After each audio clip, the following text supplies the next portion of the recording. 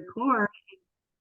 We're going to start the day off. So, like I said, my lane is training, and my lane is really just focused in on you, your coaches, your staff, making sure that everything's done properly, making sure that everything is done safely and effectively inside of your center. Not only that, but outside of your center as well, in the area of sales, in the area of management, that kind of thing.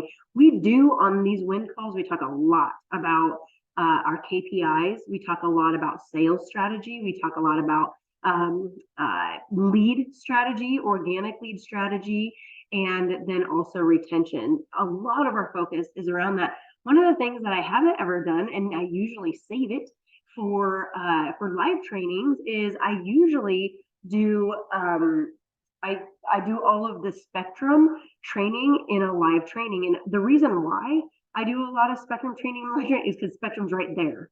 And so we can hop on it, we can do the training there, it's hands-on, it's very practical. But there's an element of it that I just started working into the live trainings that is the vocabulary area. And it's understanding how to talk about OsteoStrong, understanding how to talk about spectrum, understanding what's really happening inside the body when inside their neurological system when we're doing spectrum, when we are actively engaged in the spectrum program. And so the next couple of weeks, I'd like to really focus in on spectrum training. And as much as we can in a virtual setting, okay? And then what you can do after taking this little virtual course here, you can go and plug it into a practical learning course with your team. So whatever you're learning today, learn it with two sets of ears. The set of ears that's you learning new concepts, you re-upping your knowledge of spectrum, but then two, listen with the second set of ears that's about taking this information in and digesting it in a way that you can give it to your staff when we're done here today. So I'm going to share screen, and I know you guys are like, oh, good vocabulary. This is exactly what I was hoping for today. I know it's exciting. It's vocabulary, but I want to go through this with you guys. Let me get my screen out of the way here. Can you guys all see my screen? Okay. Yeah. Okay. Fantastic. So we're going to go through just some very simple concepts that you guys probably already know. Like if you've gone through training, if you've gone through some of the I guess the Fran Connect training, then you've seen some of these issues come up. You've seen some of these things come up, but I'm going to make them very practical to what you do inside of the center. So we'll start out with neuropotentiation. By the way, these big words, nobody cares. No, your members, they don't really care that you know these big words.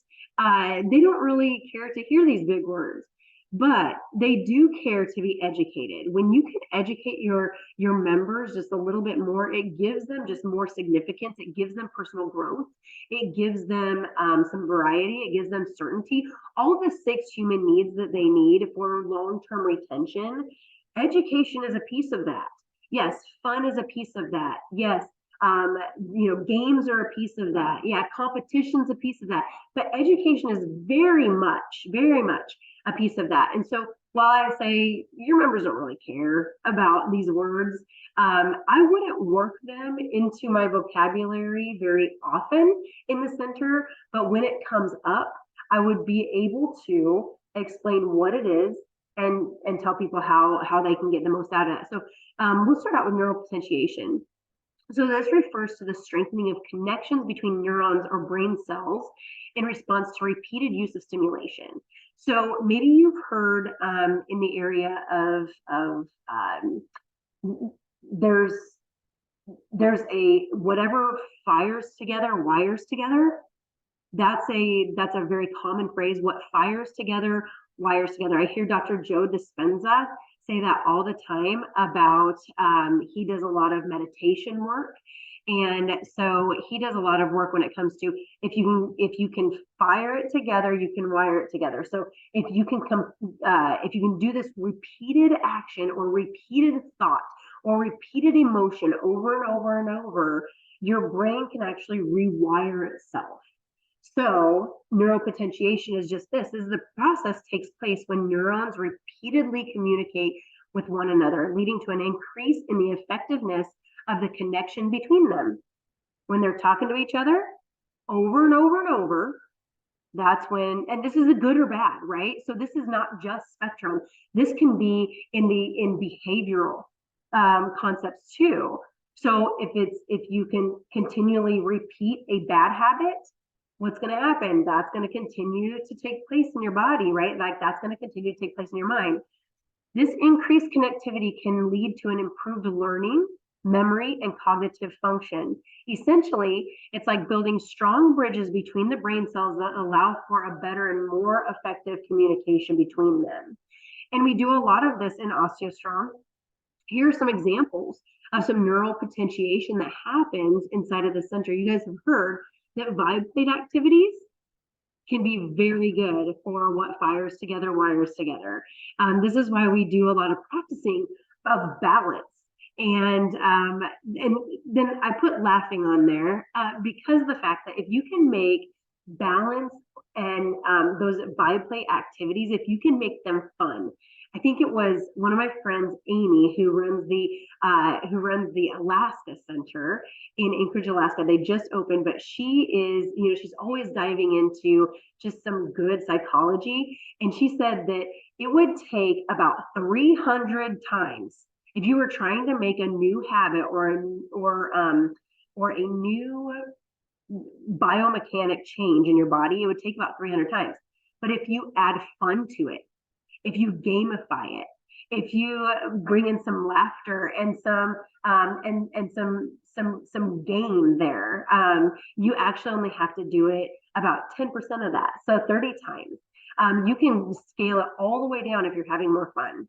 So you want to get more out of your members and you want to get faster neural potentiation in your members, add fun to it, add games to it, right?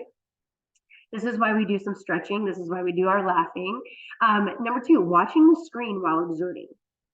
So this is important because we just thought that the screen was, just telling a person the result of what they're doing.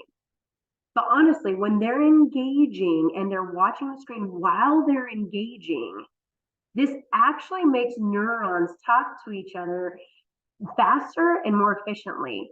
So it gives them that biofeedback that makes them want to push harder, makes them want to perform better. And so watching that screen is important. You have members that want to close their eyes and not watch it, or you haven't given them something to watch on that screen.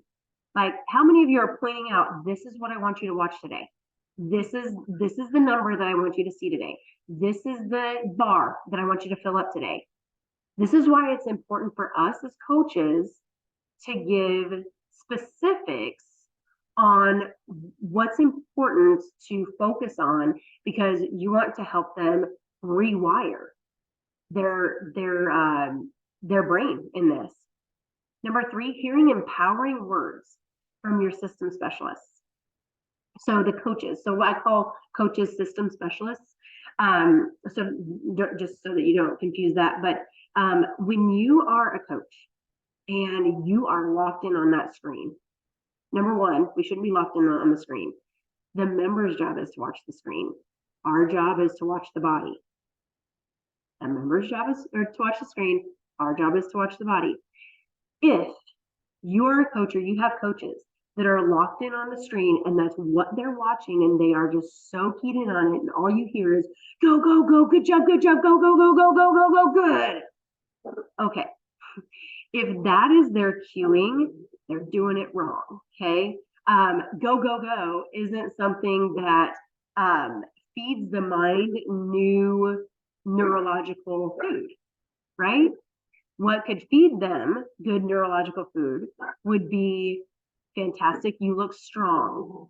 Good. Can you give me a little bit more on the right? Great. Even that out. Push a little bit more. Good. You're breathing. You look super strong today.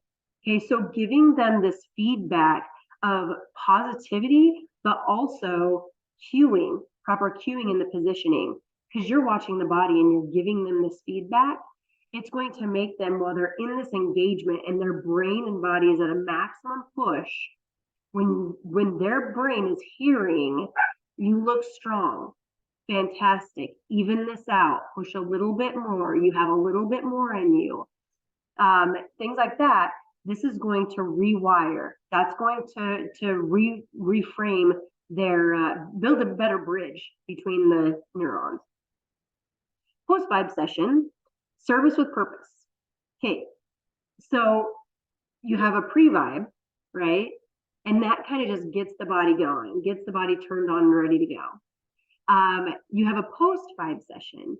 Now, something that Dr. Jaquish said many years ago, 12 years ago to me, that I would just like, I don't know why this one little statement made all the difference in my mind. But he said about 10 to 15 minutes after you're on the spectrum, which before it was a different device, but he said 10 to 15 minutes after you complete this session, your brain is open to suggestions. So after you are done maximizing and totally exerting at your highest level bone muscle tissue, your brain is open to new suggestions. It is open to rewiring some concepts. It's open to moving different. So this is where the post-vibe session is so important. This is why we don't let people skip post-vibe. This is why we don't let people just go lay down on a mat after post-vibe or after their session. This is why we don't let people just get in their car and go back to the way that they were right after their session, because now is the prime time to retrain the body. So the reason why service with purpose is there is because that is a video or a training that I do that shows if a person wants to work on grip strength, here are 3 exercises to work on grip strength. If a person wants to work on posture, here are 3 exercises that help you work on posture.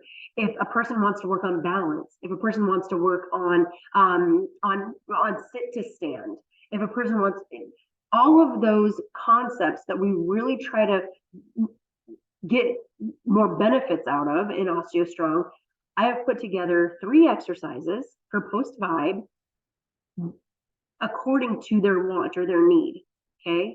So whatever their need is, and you would define their need when you do their baseline marker, right? Their baseline markers, you would be able to say, based on all of these, what's 1 or 2 that you really want to work on through this next month and a half? I need to be able to sit to stand faster or better. I want to be able to get in and out of a car. I want to be able to go watch my grandkids play ball. I want to be able to, march up those steps to the very high bleachers. I want to be able to go to the bathroom without somebody helping me, right? So whatever they say their need or want is, or their goals are, you attach that service with purpose and you go, okay, so Judy, if this is your goal, if this is something that you really see as necessary for you and you're having a hard time with in your life and you just want to optimize this, then every time we're done with a session, we're going to do these 3 exercises together and we're going to make them fun.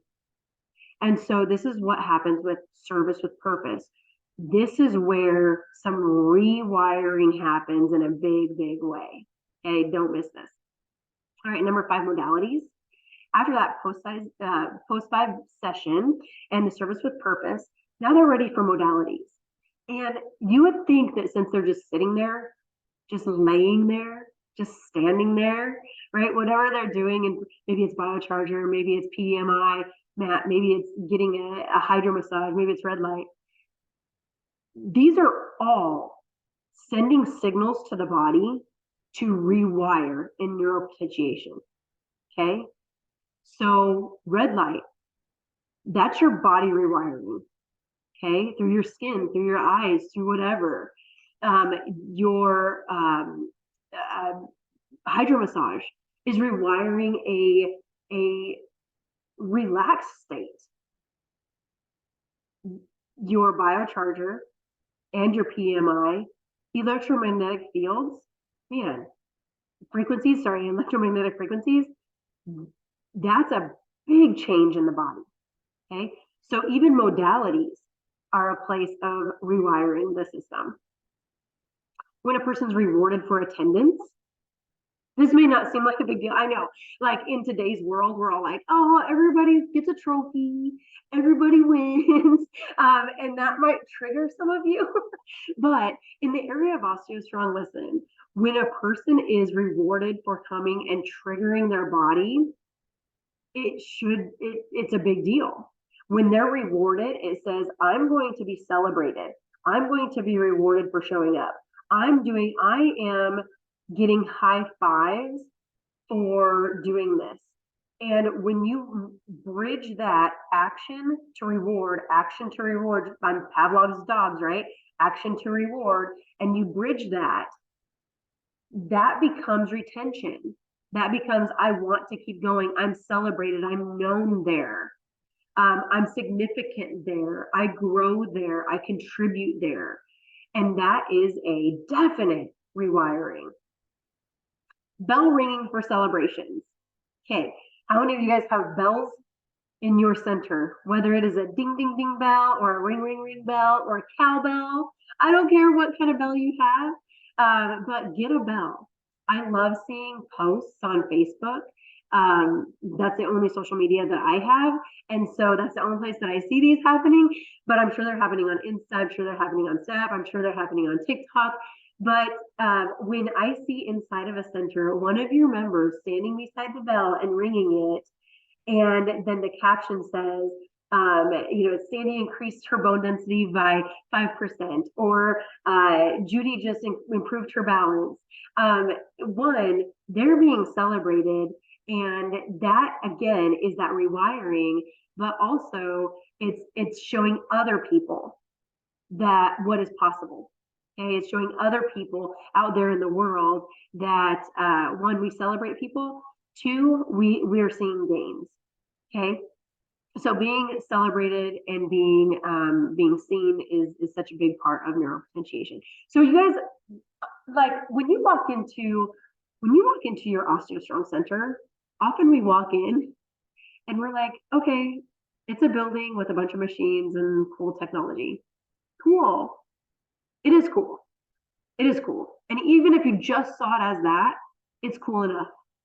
But if you were to walk in your front door of your OsteoStrong and you look around and you go, this is a rewiring station. This is a center where people can come and completely change their mind. This is a place where people can rewire and refire their body. This is magic.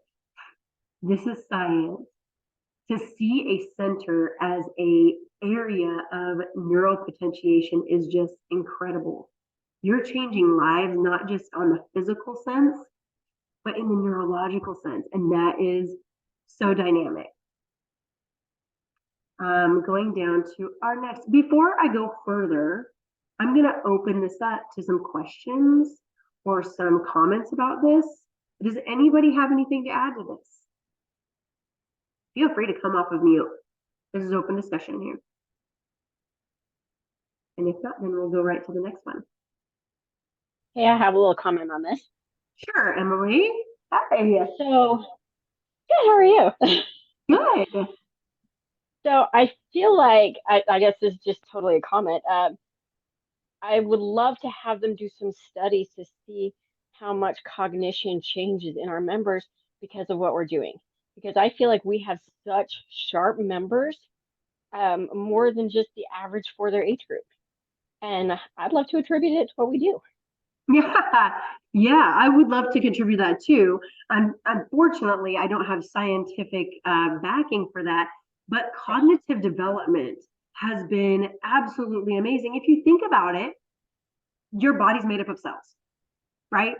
And all cells reestablish themselves, right? They replace themselves, except for there's a spot in your brain that doesn't, and then there's a small spot in your eye It doesn't. But other than that, every cell in your body replaces itself, and including your brain, most of your brain. And so thinking through the last several years of maybe your members' lives, maybe the most stimulus that they've had is maybe Candy Crush on their phone, right? Or bridge, right? Playing bridge with friends. Now they're put into a situation where, see, all of these things are happening inside of your center. Think about the stimulus that this is bringing. It's such a high stimulus for all of those cells. That's recharging the cell, like literally recharging the cell on a biocharger or a PEMF mat, right? It's sending new messages through red light into their brain and into their body. There's so much that's happening here. And then the fun that you have on Vibe Play and the balance on one foot while you're throwing a ball back and forth, the laughter, all of this that they don't get. What I would love to know, Emily, is how much do they get? How much stimulus does a person's brain and body get in a 10-minute or 20-minute session in OsteoStrong in comparison to the rest of their week? Like, Yes. are we just in 20 minutes, are we getting twice as much stimulus as a person gets an entire week added together?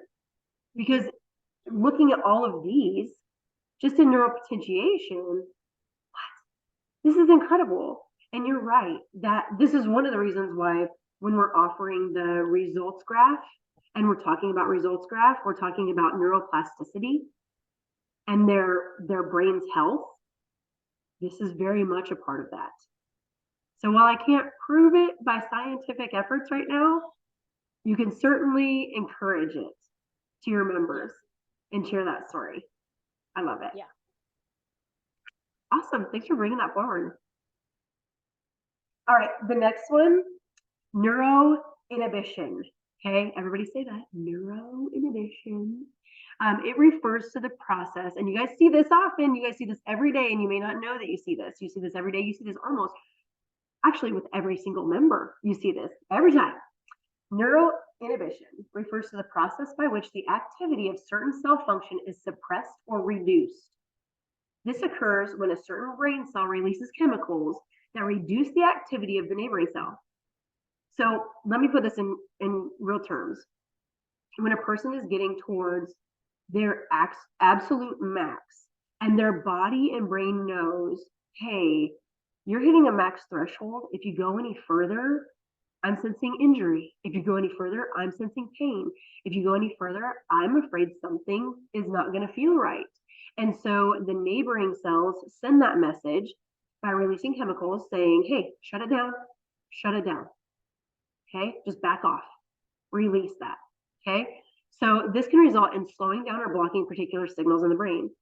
In simple terms, it's like putting a brake on the activity of specific cells, which can help control and balance the overall activity of the body. This can be helpful in preventing overstimulation, in our case, over push to injury, that kind of thing. That's why we always say stay comfortable, listen to your body, stay comfortable. Okay, because your body knows, your brain is designed to protect you. It knows.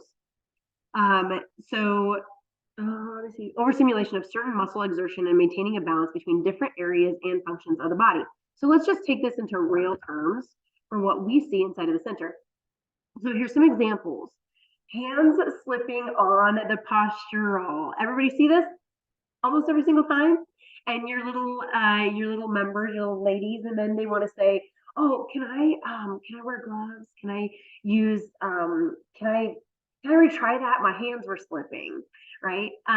Or they want to, boy, there's so many different things. They want to bring in their wrist straps. They want to wear, man, it's crazy. So, but this is a perfect example of neuro inhibition. Your brain is designed to protect you, okay? And it knows that on the lower GT, you just put 2,000 pounds of pressure, or 1,000 to 2,000 pounds of pressure on your lower half of your body from about your hips or your sacrum down. Okay, it knows that your lower half is capable of that. It also knows that your spine and each vertebra is not capable of that. it knows that your spine in each vertebra is probably capable of around a half or a third of that at best. And so what happens is when you're loading on PGT and you're grabbing onto those handles and you're in proper alignment, because the coaches are the best, right? You guys are all doing everything that I teach as far as getting them stacked, getting them aligned. And when they power up through the lower half of the body, and then the upper part is pulling down because it's catching the handles, right? And the body's compacting, vertebra are compacting, okay? When that happens, the brain sends the signal that says, hey, that's enough. That's your threshold. Put a brake on it, shut it down. This is neuro inhibition at its finest. And we must listen to that. So if you have women and men who want to bring in wrist straps, absolutely not. That would be overriding the brain's ability to protect you.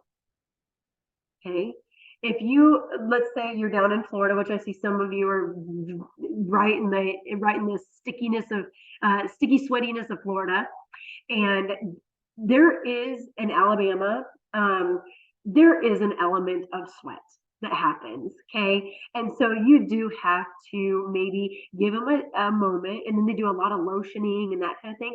You want to give them a moment to maybe wash their hands, dry their hands, make sure that they don't have lotion on, get their hands to a point where they're not as sweaty as maybe they could be, paper towels, that kind of thing. Some of you even use a little bit of chalk just to dry that sweat off. And I would say that that's probably okay to do. But if you're adding things to the device, or you're adding things to your hands or your wrists,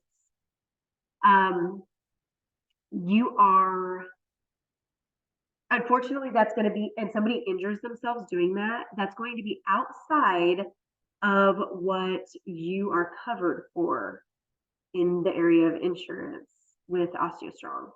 Okay. So OsteoStrong is not going to back you, because they're going to say, did you add straps? That's obviously not in the intended purpose. Did you add this? Did you add that? Did the person have like grippy gloves on? Those kinds of things. Okay. So if you wanted to mitigate the sweat, that's one thing. But adding things to the body in efforts to be able to lift more weight without slippage is really going against neuro inhibition here. And we want to listen to the body. We want to allow the brain to protect us in this. It's a very natural thing. So for those of you who are experiencing this with some of your members, and you're like, and they keep saying, well, I need my gloves, I need my straps, I need my this, I need my that. Say, hey, this is what we call neuro inhibition. So this is where an actual vocabulary word would be very helpful. This is what we call neuro inhibition. Your brain is designed to protect you. It knows that over there on the lower GT, you just put over 1,000 pounds of pressure on your lower body. But it also knows that each vertebra is not able to carry 1,000 pounds of pressure. It knows that. And so what it's doing is that there's a certain threshold that your brain knows, hey, do something to protect me, start letting go. And that's where the slippage comes. So that's not only a good thing that your brain is doing that for you, but it also, in the area of the slippage of the hands, it's also strengthening your grip, okay? So that activity is doing two things for you. One, it's telling you that your brain is very healthy and it's doing its job. And then two, it's actually strengthening your grip.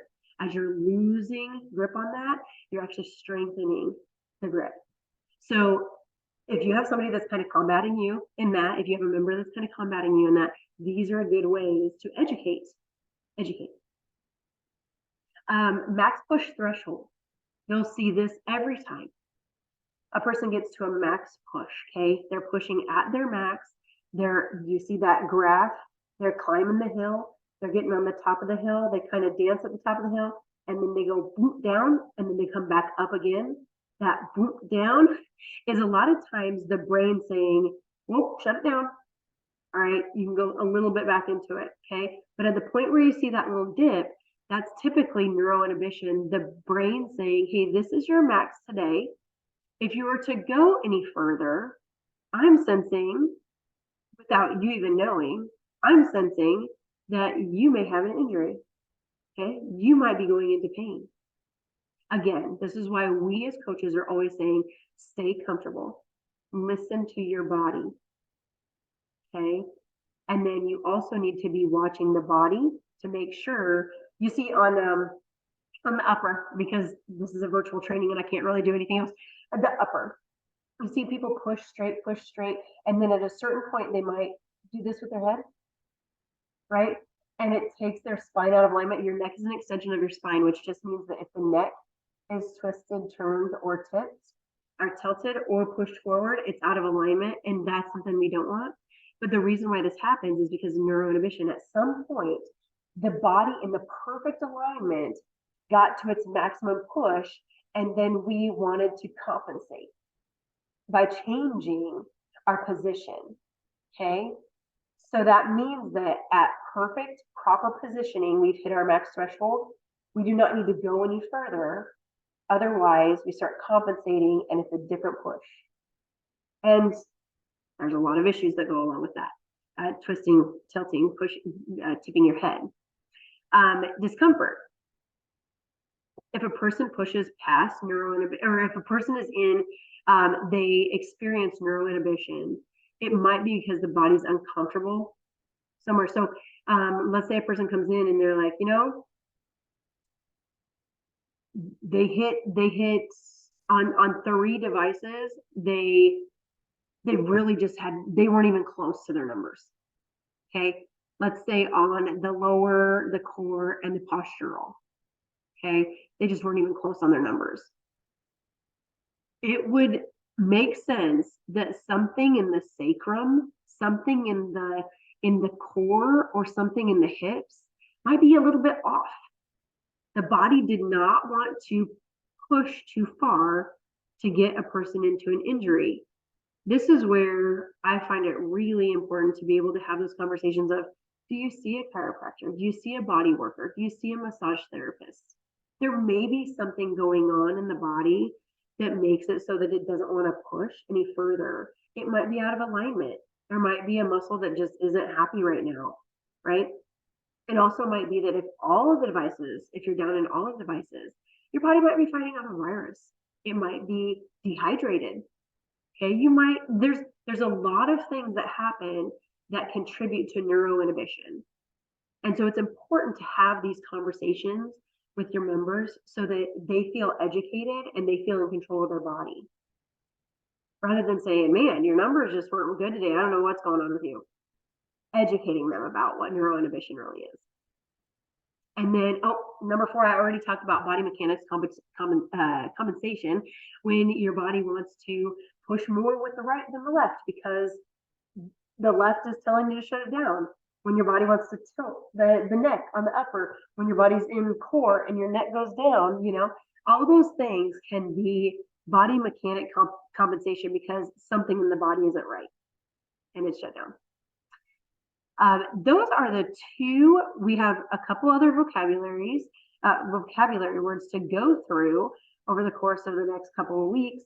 But I'm going to stop sharing here, bring us back to you, and I want to have discussions about this because these are real things that are happening inside of your center all day, every day.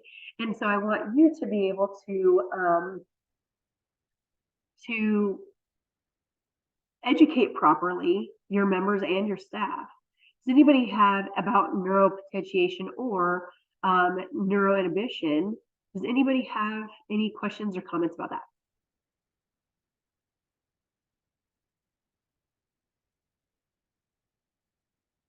All good there? Okay, fantastic. So here's what you do. You take this little information that you have and you start moving it into your staff in a real way. You start educating your staff so that your staff can educate your members about these things. Let's see. I think I'm trying to come up with some FAQs that typically get asked in live training when I'm going through this portion. I tend to get a lot of questions. I'm trying to think of what they are. Oh, like wearing shoes, wearing different shoes. If a person has a leg that's longer than the other, I a lot of times get that.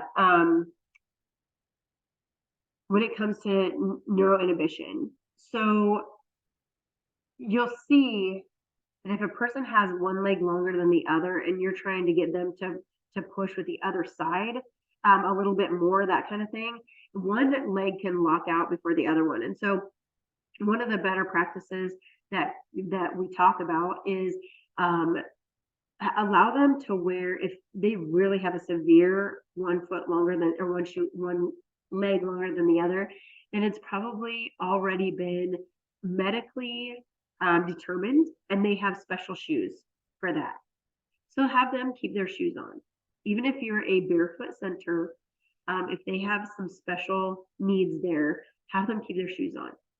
If you have someone that their one leg is longer than the other, and so you see that they're pushing with one more than they're pushing with the other, and you know that that's becoming the issue, is the length of the leg, have them put a shoe on their shorter leg, okay, on the foot of the shorter leg. That should even it out. And if it doesn't, of course, you want to always adjust the device, which in this case, we would be talking about the posture, or sorry, we would be talking about the lower GT. You would want to adjust to the shorter leg, okay, which means that the longer leg is going to have more of an angle, a joint angle, a tighter joint angle. Okay, I know that question always comes up there. And then, yep, all the questions about can we have paper towels? Can we give them chalk? Can we do, on the postural? All those questions come up. I would say that if you're, like I said, if you're at, and the koozies. Have you seen this, right? People put koozies on the upper GT just to give the handles a little bit more padding. If you are going to do this, my recommendation is to make sure that the koozies are not slick. Okay, make sure that they're in. A lot of centers have chosen the right ones. They're not cloth. They're more they have a better little grip, so that you don't slip off of them, or so that they don't twist on the handle, because if you have somebody pushing and it twists on the handle, that's not good. That's not okay. The yoga block on the postural. I'm just kind of rapid firing some of these things that come up. The yoga block on the posture, or on the lower GT. So some people take a yoga block, and because a person might have a big vagus knee, where their knees come in when they push, okay, they will put a yoga block in between the knees to keep them going, keep the legs moving straight out of the hip socket.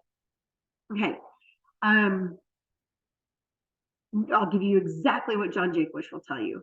Okay. He will tell you that is a crutch, and your best decision would be to not start them out with a crutch, but get them to train their brain to do it differently. So as they're pushing, you're cueing them to keep their knees pointed straight up. You're cueing them to really pay attention to that. And then when their knees start buckling completely in, that means that they have already gone past their threshold for proper form. Okay.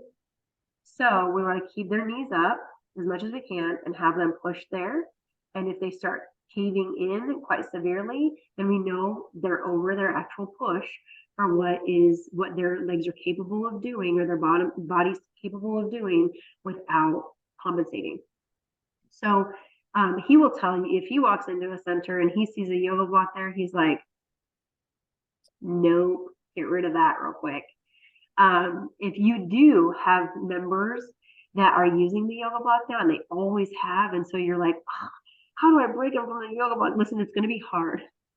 Because again, that's like a pacifier. It's so hard to break somebody of something that is their constant. And so the way you do it is, and this is how you make any change, you say, I just attended a training and I learned some amazing things about how to get the most out of our bodies.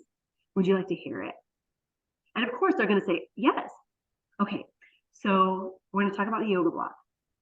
And I'm going to let you do what you're currently doing because I know that you're consistent, but here's where we're going to go. I was encouraged to have people start working their way around that yoga block without that yoga block, because what that yoga block is doing is allowing you to compensate without having to self-correct. And we want you to be able to self-correct. And so over time, we're going to start taking that yoga block out. How soon do you want to start that? That's how you start working with people. And they say never. Say that's not a right answer.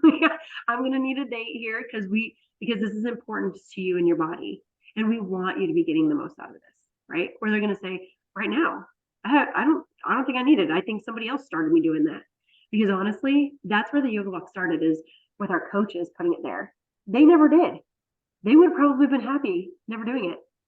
Okay, so that's one of the things that kind of comes up in life training. Jill, you came off of mute. Do you have a question? No, I wanted to, I think what you were talking about earlier was the beer koozie. Thank you. So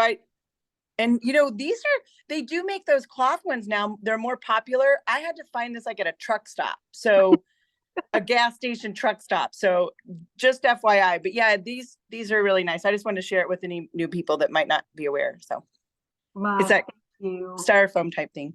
Yeah, they're more of a foamy. They're not cloth. Yeah.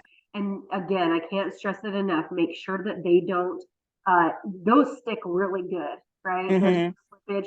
They don't turn on there, stick on there like really solid.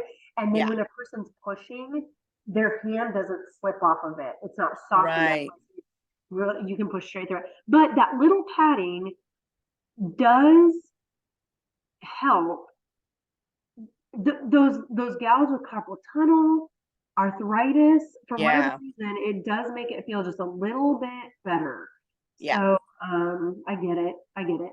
Now, the original prototype of the devices that we use, the bar was like this. Okay, we didn't have bars like this. Okay, so the bar was like this. So when we were pushing straight, just as if you were going to catch yourself if you fell, which is exactly what we're trying to emulate, right? Impact emulation, which will be another vocabulary word for another day. But impact emulation, falling straight forward, that's how we would catch ourselves. We wouldn't catch ourselves like this. Okay, so if I was going to say, let's figure out a way to optimize exactly what you're doing, I would encourage everybody who can to push straight this way. Okay, that's a more natural push for a lot of people. And that actually, those that push this way, based on some of the feedback we got at the event that we just did for Dr. Krosos was there, who was doing and completed the Greece study, that pushing this way is going to give people better results than pushing from this direction. So in their wrist anyway. So moving forward, that might be one of the things that you want to start people doing. Those that are already here and they're happy to be here, changing them is going to be real hard, and it's not necessary, right? Unless you want to educate. It is so easy to change people if you have education to give to them. Like if you have a reason, if you have a way to say, listen, I just learned something that's going to benefit you. Would you like to hear it? Yes, because I'm here for benefits. I'm here for you to coach me to get where I want to go, right? There's going to be some that are stubborn, and that's okay. But when you have the education behind you and you have the know-how behind you, then boy, this will really help you make changes with your staff and get them to where they want to be, right? I want to check I just saw something come up in the chat. I want to make sure I'm not neglecting that. All right. Well, Ryan's assistant is big in the chat. Both of them. Ellen, Tammy, is there a link for managers coaches Facebook group? The invite link we got last week has apparently expired. Yes, I will reset one and push that out to everybody today. Does anybody else have any questions comments, concerns about what we went through today? Awesome. I hope this is something, this has been recorded, so you'll be able to maybe show your staff if you want, and use it for some training. And then I will also upload the PowerPoint presentation to FranConnect so that you guys can use it if you want to go through this with, you can use that PowerPoint to go through it with your staff. Awesome. And then next week we have, let's just hit two more education points, 2 more vocabulary words, and have discussion around that. And this is kind of the next series is all about coaching and all about proper form and all about spectrum and the body's response to what we do inside of the center. Hope you guys are up for this ride. All right. Have a great week, and we'll see you next week. Bye, guys.